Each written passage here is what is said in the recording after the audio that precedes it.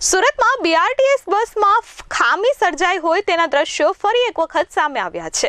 Blue city બસનું tyre ફાટી ગયેલું હોવા છતાં મુસાફરોને બેસાડી આ બસ રોડ પર દોડતી હોવાનો વિડીયો વાયરલ થયો છે।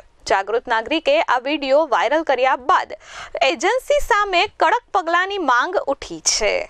સુરતની સિટી બસનું ટાયર ફાટેલું હોવા છતાં એજન્સી બસ ચલાવતી હોવાનો વિડીયો વાયરલ થયો છે। ટ્રાન્સપોર્ટ સમિતિ ચેરમેન સોમનાથ મરાઠેનું નિવેદન આ ઘટના બાદ સામે આવ્યું છે।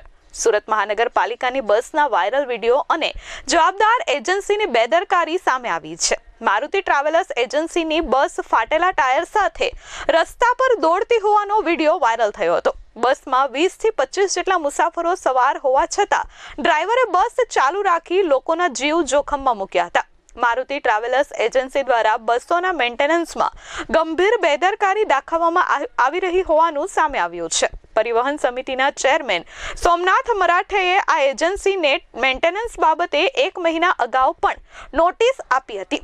શહેરમાં બસોની અછત હોવાને કારણે તંત્ર આવી ખખડધજ બસો ચલાવવા મજબૂર હોય તેવું દેખાયું છે। જો ભવિષ્યમાં કોઈ પણ અનિચ્છનીય ઘટના બનશે તો તેની સંપૂર્ણ જવાબદારી મારુતિ ટ્રાવેલર્સની રહેશે તેવી ચીમકી આપવામાં આવી છે। એજન્સી પોતાની કામગીરીમાં સુધારો નહીં કરે તો તમામ 75 બસોના કોન્ટ્રાક્ટ સસ્પેન્ડ કરવાની પણ તૈયારી દર્શાવવામાં આવી છે। નમસ્કાર, સોમનાથ મરાઠે, પરિવહન સમિતિ ચેરમેન, સુરત મહાનગરપાલિકા। મારુતિ કંપનીની એક બસની ટાયર બાબતની જે ફરિયાદ અમને મળી હતી અને એનો જે વિડીયો વાયરલ થયો છે એની સ્પષ્ટતા કરવા માગું છું। ડ્રાઈવરના કહેવા પ્રમાણે જે એક ટાયર પર ગાડી જે ફરી રહી છે એ બાબત એક ખૂબ ગંભીર છે, પરંતુ ડ્રાઈવર ગમે તે જવાબ આપીને છૂટો થઈ ગયો છે।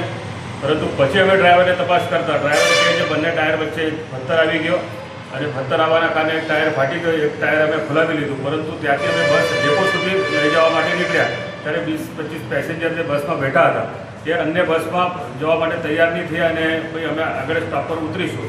એ દરમિયાન કોઈએ ટાયર બાબત અને પેસેન્જર બાબતનો જે વિડીયો બનાવીને જે વાયરલ કર્યો એના કારણે અમે એજન્સીને જે કાર્યવાહી કરવા માટેની જે સૂચના આપી હતી અગાઉ પર અમે 1 મહિના અગાઉ આ એજન્સીને નોટિસ આપી છે। નોટિસનો આધારે જે 75 બસેસમાંથી 15-20 બસેસનો જે મેન્ટેનન્સ બાબતે જે અમને ફરિયાદ મળી છે એ એવી બસેસ હવે રસ્તા પર નીકળશે નહીં એવી અમને સૂચના પણ આપી હતી। પરંતુ આ બસના સંચાલકે અમારી પાસે 28 ફેબ્રુઆરી સુધીની મુદત માંગી હતી। આજે આપણી પાસે અન્ય બસની શોર્ટેજ હોવાના કારણે આપણે આ બસ ચલાવવા માટે થોડા મજબૂર પણ છે, પરંતુ કોઈ ઘટના નહીં બને, કોઈ ઘટના બનશે તો એની મારુતિ ટ્રાવેલ્સ કંપની જવાબદાર હશે।